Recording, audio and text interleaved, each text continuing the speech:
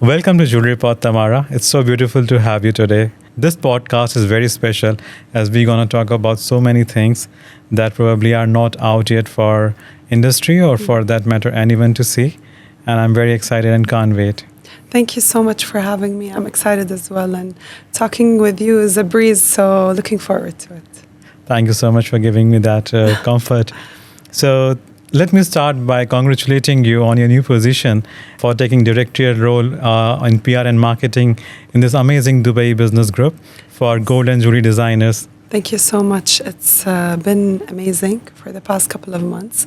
I have a great team and we have so much to offer. We have a lot hidden in our agenda and we're planning to take the jewelry industry in Dubai taking it, I don't know what they say, taking it by storm. Mm-hmm. Yeah. So. It took forever to form something like this. Yes. Would you throw some light how this came into existence? And it's also amazing to see, I was thrilled when I see the board members and it's more than 80% women. And yes. It's such a lovely sight to see women taking the lead in male-dominant industry. Yes. So just tell me about it, that how this came into the picture, what future it holds for industry as a whole, and also its amazing example of women leadership. So first of all, being like 85% women was a coincidence, to be honest. We have our wonderful gentleman, Ali. He's amazing, and we hope to have more male figures with us, but maybe in the future. And it was such a delight and honor for me to know most of the board that were there, and the harmony there is like no other, touch wood, and we're planning on doing so many things in the future.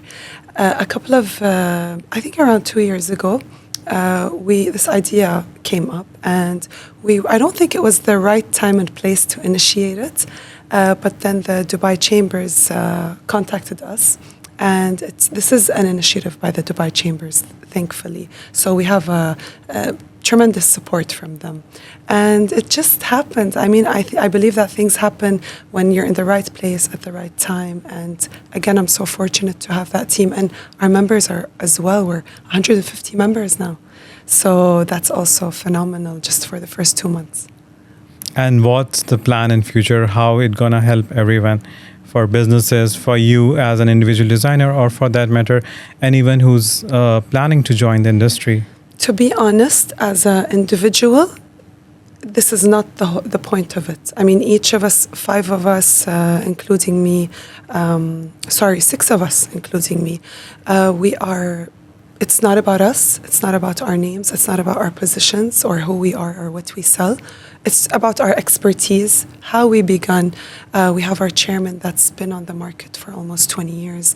I've been on the market for a few years myself. My colleague's been on the market for 10, etc. So it is a collective. Everyone comes from a different background, and we all contribute together.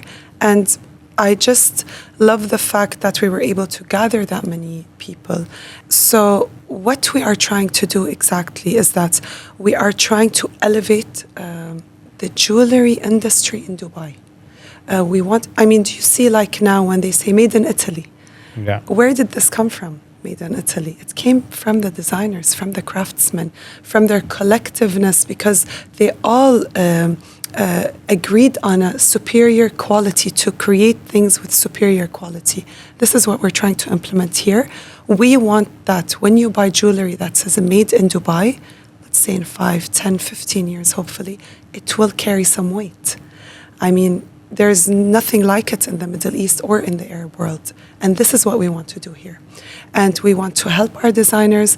We want to educate them. We want to create a union where you don't need to go to Italy or to Switzerland or to any other country to get this quality. We want to create this quality here. And we want to create this knowledge here as well. This is such an amazing step. I'm around the industry for almost a decade now, and I have seen some first-hand ground level struggles from 2013. And definitely I used to work for a commercial manufacturing company, used to depend a lot on design support from China, Hong Kong, or India for that matter. And it was always the subject of curiosity that do we have designers in Dubai? So I believe that will solve so many questions, and it's coming up in such a big way. And I'm really interested and hopeful for how it unfolds for everyone. It says we're so excited. We have so much that we want to show and do and create for our members, and we have so much on our plate that we have to segregate them within the next month, because it's getting overwhelming for them because we have so much to offer. But it's going to be by the end of the year, there's going to be a big shift and change in the designer industry in Dubai. Amazing, Yes. amazing. And was that a coincidence to have like all board members as female, except Mr. No, Ali? not at all. Mr. Ali. Ali is a phenomenal designer and a pilot. Yeah. Amazing. Yes, and a diver as well. We have Maha that has been in the industry for almost 20 years, and she was one of the female founders in the industry. Right. There were no jewelry designers 20 years ago that were female. So she had to endure a lot, and she paved the way for many designers nowadays. We have Vinita Michael, who is also a brilliant designer, innovative. We have Nosheen, who is also amazing. She has her own brand. And we have Khawla, who is also lovely, and she has her beautiful jewelry brand. We're all like, I don't want to say mothers or wives or husbands, but we all do have so much on our plate, yet we are creating the time and effort on the side to create this for the good of the whole, let's say. So looking forward to Yes. how it takes shape. Hopefully. And you yourself have your own brand. You're an amazing businesswoman. Thank you. And so much. I was reading about you. You're a gemologist. Yes. And you're wearing so many hats. Tell me this one thing, that after forming this group, will it be, I'm not being gender biased, but I have this serious curiosity about knowing that, is there any special focus on women leadership or women empowerment in terms of like, there's no denying the fact that our industry is male dominant, right from the manufacturers to artisans Yes. and to technical part of it. Everyone, every place you will find them. Yes. But there's a really handful of women in our industry. Yes, there is a handful of women, but the thing is, our group is not in any shape or form supporting just women. We did not create this group to support just the women designers. The chamber helped us create this group to support designers. But it happened to be that, let's say, out of 50 women, you have 20 male. And we have a lot of male designers in our within our members, which is very nice to see different opinions. But look, growing up, I was always pro-feminism and pro-equality and all of that. But as I got older, I realized that men did a lot. They paved the way for women. Right. They do have a weight in the industry, and any industry, all the industries you can ever think of, whether medical, whether design, whether aircraft, everything. But women can do it as well. It's changing, and we're changing the narrative, which is also amazing. But our group is not only to support women, but it happened to be that the majority are women. And look, a woman is very emotional. And to design, you have to be emotional. And this is why designers mostly are women. Sharing one personal story, it's out of context, but that's my personal experience. I had this inclination towards design, but being raised in a South Asian traditional family, always being a doctor, engineer is a most sought after career. Last option, they'll let you study business. Yes. So when I was in my 10th standard, I asked them, I want to be a designer. I used to love how they take shape. There's lots that Indian tradition has to give to this designing world. And I told them, can I study this? Can I do my master's in this? Can I do my graduation in this? And it was a absolute no. It's a big However, no. this was unfulfilled wish of mine, which I ultimately able to channelize somehow through a diamond graduate course and securing a position of executive in a diamond jewelry manufacturing firm. You did it. You followed your dream. Funny Yes. part, when I saw designers there, and there were like 30 designers in a very small congested room, everyone representing a set of market, and they were given a target to create like 50 designs a day. I was shocked that, thank God I didn't sign up for this. It's hectic. It's hectic when it's commercial.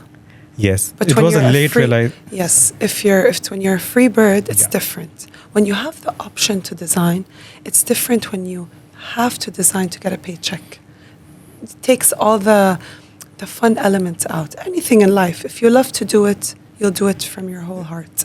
But if you're forced to do it, it takes the fun out of it. It was a sad realization that you Yes.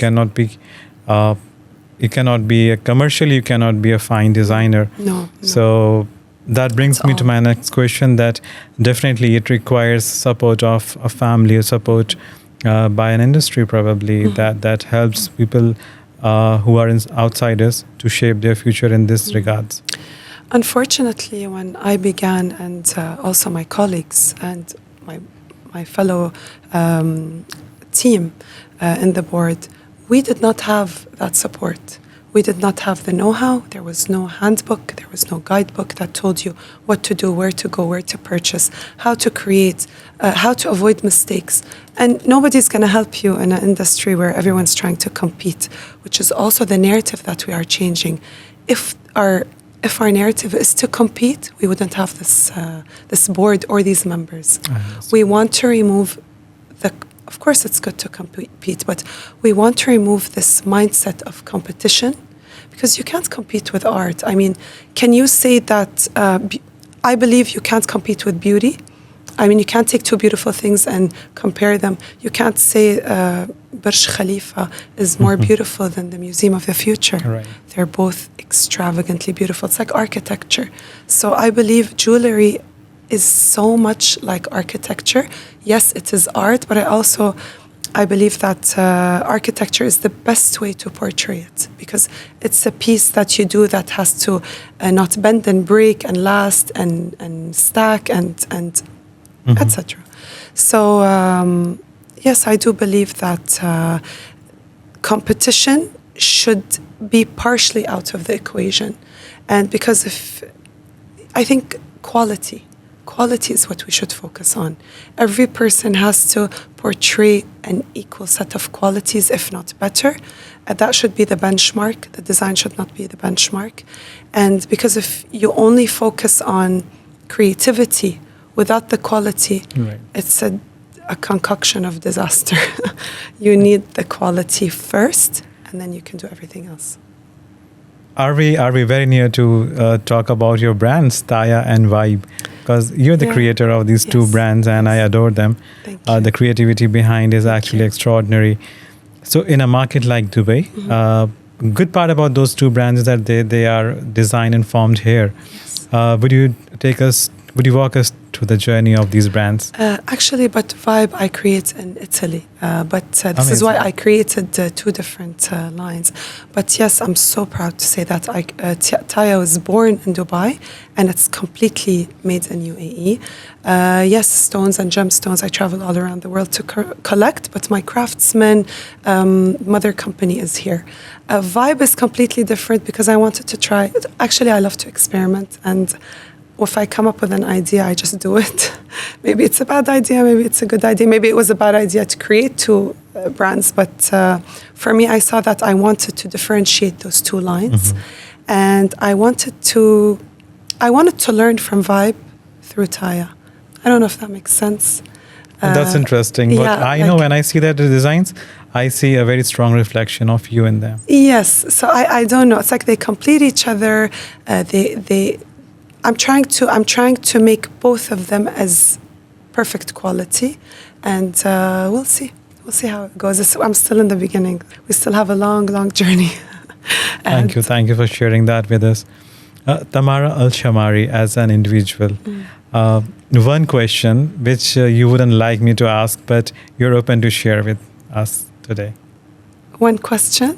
You have to ask. I can't tell you what to ask me. It could be about your childhood. It could be about how you landed in designing world, how you became an entrepreneur. About Actually, your Dubai I like journey. that question, how I became an entrepreneur. I think I became an entrepreneur through, I didn't have a normal childhood per se. I don't think I had a childhood like other kids because growing up, I did not know playtime. I did not know coming back from school and taking a break and playing in a garden or meeting with friends or having play dates. I had none of that. I was going with my father on the shop floor since I was in 4th grade, if not younger. Since I was 6, 7. I'd come from school like any other kid. I'd have my lunch, I'd change, and I'd automatically go with my dad. And I'd stay till 10 p.m. every single day till I hit 11th grade, 12th grade. That's when I realized it's enough. I don't want to do this anymore. But I was every day on the shop floor. I'd finish my homework and then I'd deal with clients with my father, or I'd sit and watch him. This was my childhood. This was my playground and my play dates.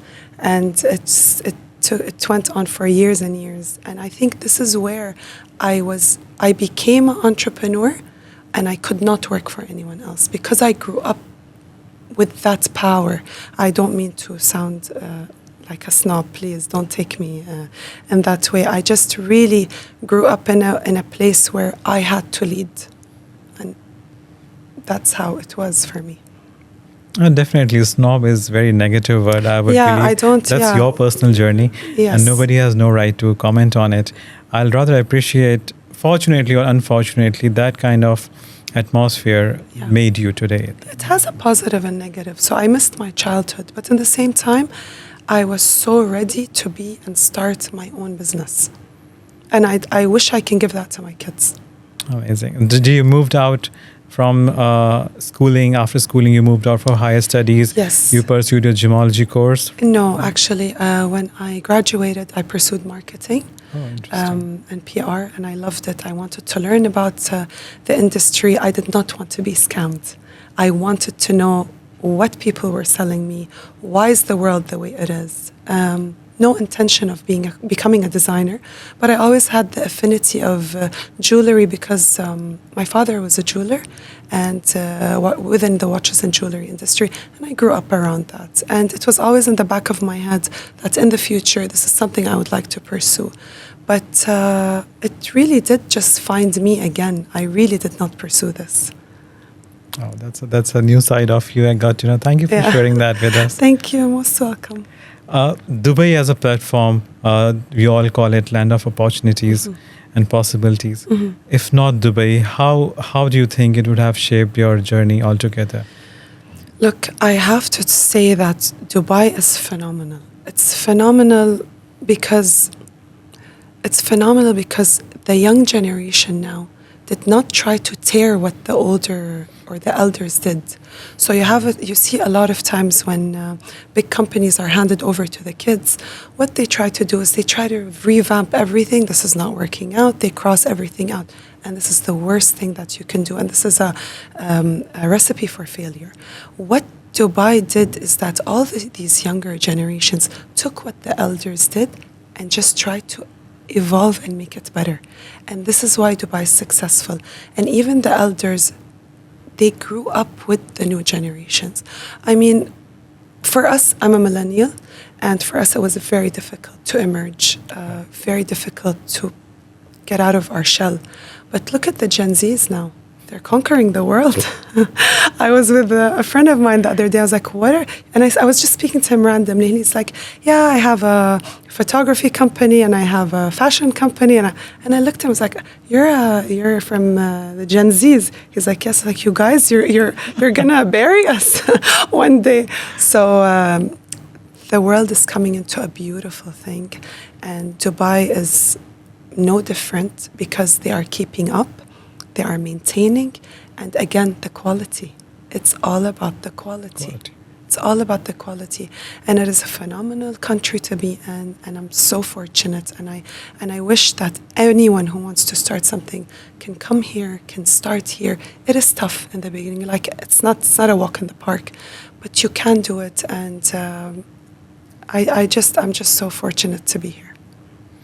What 3 or 4 parameters that you appreciate that really help you big time in shaping your business, your identity as Tamara in UAE? Well, I believe connections, and I believe my background in PR and marketing really helped me. I believe the respect. I've lived in various countries. I grew up in various countries, and I was fortunate to do that. And I never saw the respect, and I'm being very respectful when I say this to the places that I did live in and did grow up in. But I have never seen respect like how they respect each other here. Right. Everyone's the same. Everyone's equal. Everyone gets equal opportunity. And the respect is the first ingredient that helped me in my career. And also the ability that we were accepted as women. It was difficult when I started, not as a woman, as a designer in the industry, because we weren't taken so seriously, like, let's say 7 years back. A designer is like somebody trying to implement her hobby. Like, there was no room in the industry for designers. And now I'm so fortunate to see that the narrative has changed. And I'm so glad to be part of the change of the narrative. And this is what we're trying to offer our members, is that we don't want them to go through what we went through. So we have the respect, we have the change in narratives regarding women, regarding designers, and we have also, I believe the timing helped a lot. After COVID, people were eager for an innovation, eager for something new. So I believe those 3 things at the top of my head that I can come up with or helped me a lot. Talking about innovation and staying relevant with your design, with your design approach for that matter, how do you keep up as a professional who knows inside out ABC of designing? How do you keep up with trends, with relevance? How you make sure that, okay, you launched a collection, but now we need to innovate it, we need to keep it ongoing? Because it's not like a market like USA where one ring is being sold for 10 years, same design for like quantity of thousands. UAE is a very, very unique market. You know, you have high number of SKUs. You need to present a design collection probably every second quarter. Sure. So a lot of people do it also per occasion, like Valentine's, New Year's, Christmas. yes. And then we're talking about 200 plus ethnicities. So how do you do it as a businesswoman? How do you do it as a creative person? I honestly don't. I do not want to compete. I take it very slow. I have a lot of colleagues that work commercially and are doing amazing. I have a lot of other colleagues that work and do artisanal jewelry that is catered to a specific person, bespoke. They're also doing great. But I don't believe you can compete. I mean, when you have a multi-brand store, you have like 26 branches, you might compete with the other guy that has 30 branches that's selling gold or just like generic gold, just for the value of gold. Design is something completely different. I personally, this is my personal opinion, I do not like to compete at all. So the reason I don't like to compete is because, as I told you, referring back to architecture, you can't be an architect and compete with another architect that is doing just as brilliant as you are or being just as innovative as you are. Also, grow slow. This is the best thing that I can offer or advise anyone that is starting now in the industry. Grow slow. Don't grow fast, because when you grow slow, you create roots. Work on yourself, not just on your brand name, not just on your pieces. Work on yourself, on your education, because whatever you learn, you're going to put into your jewelry or any craft. I'm not just talking about design. Grow slow, learn slow. Even you, as a podcast director, I'm sure you learn every day. I learn every day. So it's not something, we're dynamic. And when you grow slow, you learn slow, you implement slowly, and you build strong roots. This is just in a nutshell. But yes, competition is important. It's according to what your aim is. My aim is not to be commercial. My aim is not to be in multi-countries.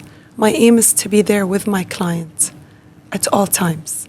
This is beautiful, and this is so underrated. it reminds me of a recent doctor's visit of mine, where we were trying to figure out why I'm lethargic and disinterested in so many things. And we had a long conversation of 45 minutes. He checked my vitals. He checked my history. I was all fine, but how long you sleep? I said, I'm ensuring lately that I sleep 8 hours a day. Then he said, what's your day looks like? So I just told him work, sometimes family, 2 or 4 times. I try to be active physically. And then he was like, do you give your mind some rest? It's true. It's very important. Mental health is not something we talk about. And nobody tells you to grow slow. No. Nobody tells you to go slow, rest your mind, detach yourself from the routine. And by doing that, I came up with a new idea and this direction of podcast. I could see myself doing other things in a more healthier way. And I think more. We need to talk more about going slow and this connection. Because of education, it's all because of we're now we research what's wrong with us. We research about how we can make ourselves better. Back in the day, it was not like this. And mental health is extremely important. And you know why I love design? Because it's a way out that can ease mental health. And not a lot of people talk about that. So you chose being in a podcast that can help you because it's a creative process. You get to talk to people, meet people. I take it in the same way where I talk to my clients. I like making people happy. If you want to be a successful designer, rather than competing with your fellow, you have to compete with your work. And what gives me gratitude is that when I know that I've worked with someone who loves what I gave her, who loves what she's wearing, it makes her feel confident. It's made her, I listened to her. And then she's going to come back with her whole family. This is what you have to compete with, quality and what you're offering people. I completely agree with what you're saying, and it resonates so much of you and your brand as a person. I was talking to amazing designer. I don't want to reveal their name yet, but he was talking about his brand and how he want to take it ahead in UAE or GCC as a market. He told one beautiful line that he already is an artist and he's searching for a good stage. He's searching for a theater. And he was like, no, I can't just go to random theater and perform. I know my art. I know my singing. I know what quality I hold, and I'll take some more time to know your find demographic. a good stage. Yes, yes, definitely. Your demographic, knowing your people is not easy. Took me years to know my demographic. And I don't sell myself out anymore. It puts you in a position where you don't reach anymore, you just wait to be reached. Right. If that makes sense. It 100% makes sense. Yeah. Tamara, you shared so much about yourself. It's good to know your side of story. One challenge in your business or in your personal life as while you were trying to grow in this region, would you like to share something which was very challenging for you, firstly, and also is a big part of your learning? So my biggest challenge in the beginning was, as I told you, I don't want to say disrespect, but more like respect or non-validation for the designer or the craft itself. It was very commercial in the beginning, but also a very big challenge I faced, and it's so sad to say this. I don't like to talk, like any industry, you have the ethics. And ethics, unfortunately, is not always there. And you'd be surprised with the biggest entities, or sometimes it's lacking. And now I see it's changing, but this was one of the biggest challenges I faced, because not everyone is ethical. But you're not someone who will be driven by the forces against the wind. So how you fought against, what was your approach towards this? Sometimes the best thing you can do is to stop and let things go with the flow. There's nothing else you can do. I mean, if I'm going to be so cheesy saying this, if you're in a storm, you don't go against the wind. You just shut your engine off and wait it out. And this is what you have to do. But it's also costly to switch your engine off in Dubai. 100%. 100%. Yes, See, being a designer is a bit of a luxury. It's different than having your own store Right. and being a jeweler and being purchasing and selling gold. This is completely different. But being a designer, it's like being a painter. Right. You tend 90% of painters and designers, they don't make a living off of it. It's something they do to feed their souls. And if I was not in this industry, I don't know what industry I would be in. It just feeds my soul. Thank you. About talking about your journey, do you feel that with your learnings or your personal stories, do you think you will be able to put out that value to upcoming generation or community as designers? Mm-hmm. What's your approach with this, and also with as being associated with Dubai Designer Group, how you planned to add value to everyone? I hope that I can tell them my mistakes, and I hope I can help them not make them. And I hope that I can guide them, because not everyone knows the know-how.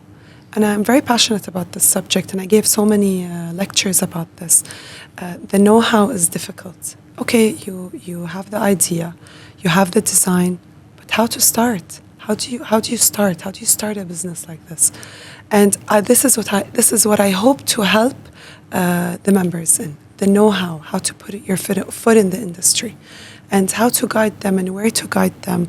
And I took the hard route, where I had to travel and meet people, and sometimes I failed, and sometimes I succeeded, and sometimes my travels were successful, and sometimes they were not. And I just want to cut that route for them.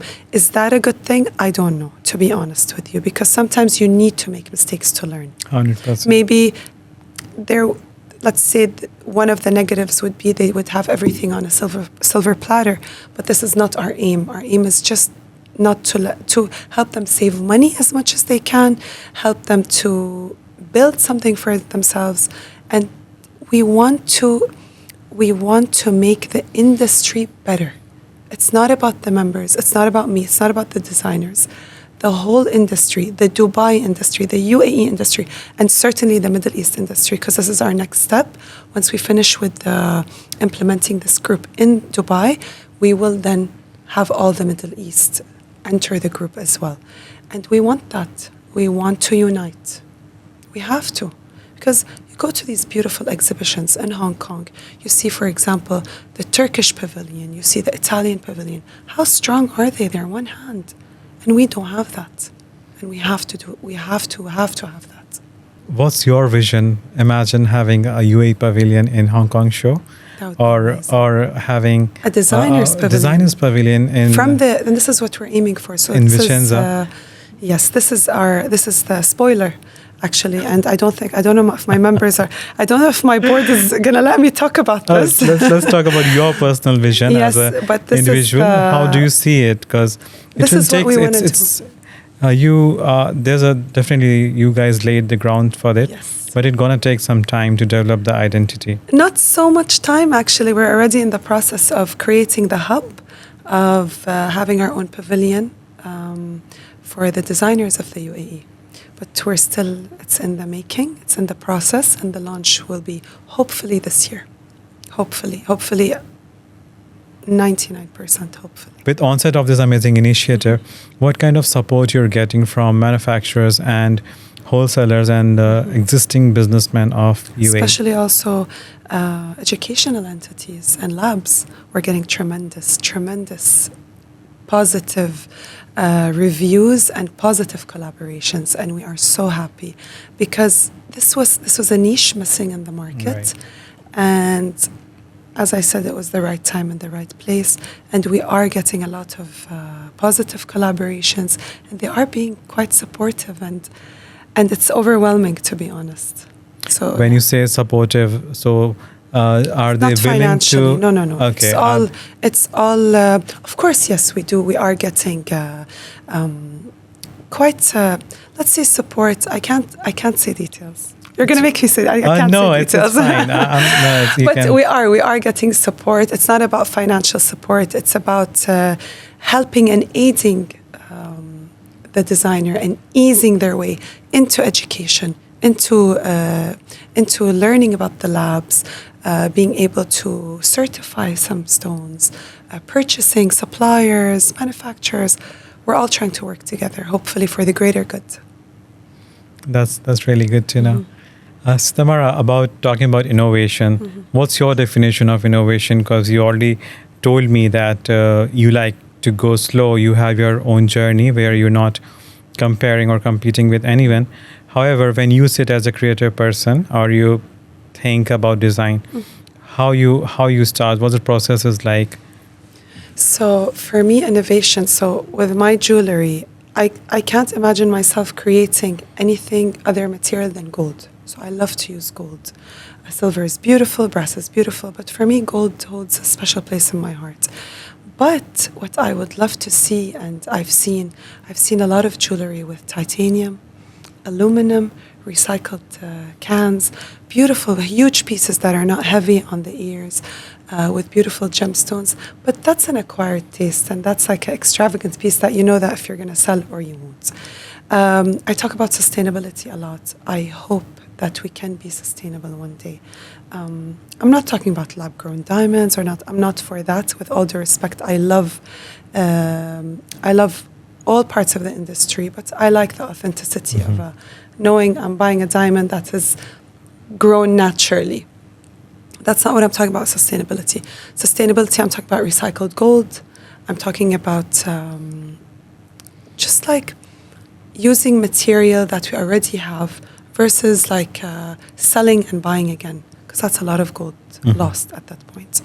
But with my jewelry, how I try to be innovative. So 90% of my jewelry is geometrically stackable, where it can either insert each other, go on top of each other, or you can wear in several different ways. So you don't have to buy new jewelry all the time.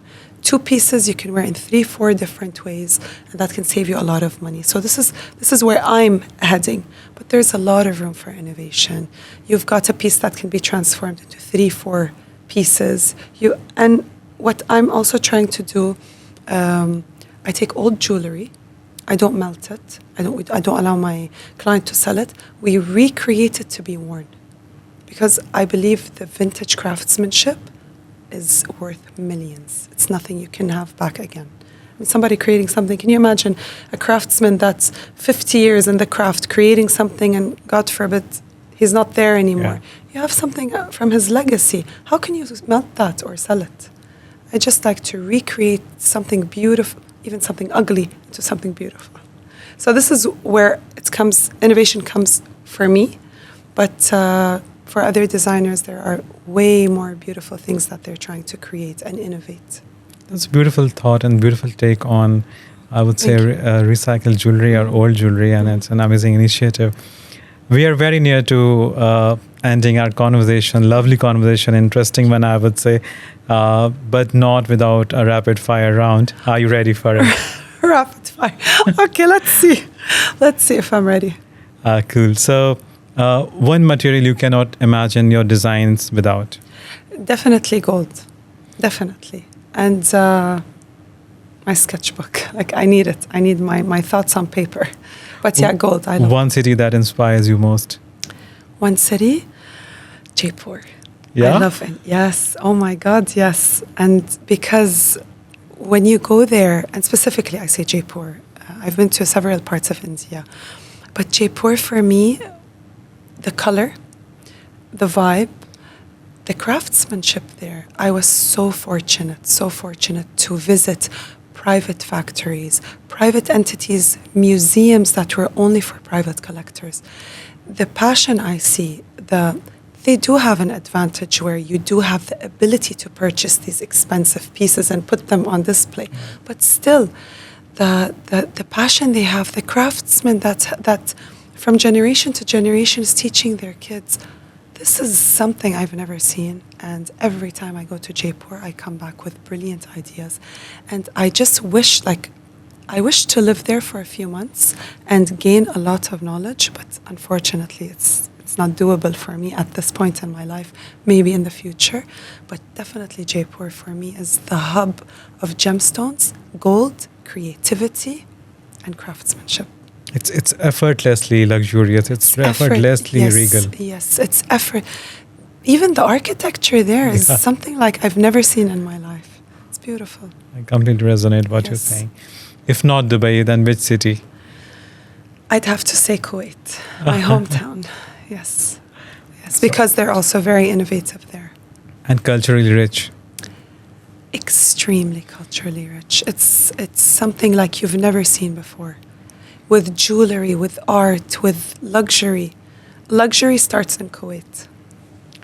One dream project, one dream collaboration. Honestly, I have never thought of that because I have to say a negative thing about me is I do not like. So what was funny when we were talking about the board, one thing about me, I would never partner with anyone. This is just my personality. I'm strong-headed. I'm opinionated. I know what I want. I can share my ideas and I can hear yours, but if I want something, I want it. It's going to happen. It's just I'm lucky enough to know what I want. So I never ever thought of partnering with anyone, having a business partner in any shape or form. But this is why collaboration for me never crosses my mind. But maybe I can collaborate in the future. Being on the board, being a part of this entity really changed my perspective about how lenient I can be within a group. And it was phenomenal. But again, you need the harmony, Right. you need the trust, and you need the faith that somebody's gonna have your back. Right. Because you don't know it all. On. And you need somebody to support you. And honestly, I'm very lucky regarding the board members. But again, for collaboration, dream collab, I would love to collaborate with an artist, not with another designer, like with the artist. I did a collaboration actually once a couple of years ago with two artists, where I shaped my jewelry on their art pieces, and we shot a few shots for that.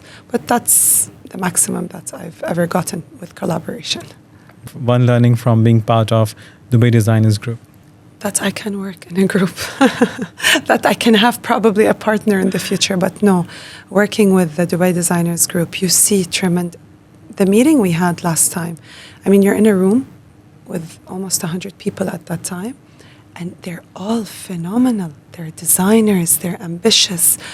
Some are artists, some are sculptors, some have their own design line and manufacturing company. It's just so humbling to know that when you look at the collective, you feel so small, and it humbles you, and it's something great. That this is what I'm telling you. How can you compete? Right. How can you compete with people your level, and how can you compete with the founders? You need to learn from the founders, and you need to learn also from the members. It's a learning journey for me all the time. Last question, Dubai as a platform to grow, land of opportunities. It's phenomenal. It is phenomenal. Again, the respect that you get here, the opportunity, the connections, you can do it all here. What do you need? You need to, even if you're an artist, even if you're a painter, you've got the art world show that they create every year. You're a designer, even in the medical group, even any field, you can do everything here from A to Z. They have everything here. All the exhibitions happen here. F&B, the biggest F&B expo happens here. These exhibitions are not just exhibitions for B2B. It just facilitates for potential people to participate or to enter the field, let's say. One final advice Tamara Al Shamari would love to give to everyone. Stay humble and grow slow. And connect with yourself before you connect with others. And know what you want. I have a very, very good friend of mine. She once told me that when you're lost, just take a piece of paper, a large piece of paper, and jot down everything that comes to your mind. Everything, randomly. Thought, feeling, want, need. And in the end, when you look at what you jotted down, you can see there's a collective of the same emotion or feeling or your path, let's say, and it becomes clear to you. So this is the advice that I would give anyone. Jot your thoughts down. I'm going to do it tonight. Yes. Thank you for sharing You're amazing most bits from welcome. your life, Thank you Tamara. so It was much. so lovely to Thank you. speak It was a with you. breeze. Thank you so much. You're a wonderful host. Thank you for being on Jewellery Pod. Thank you, dear. Thank you for staying with us for this lovely session. See you soon in next episode of the Jewellery Pod.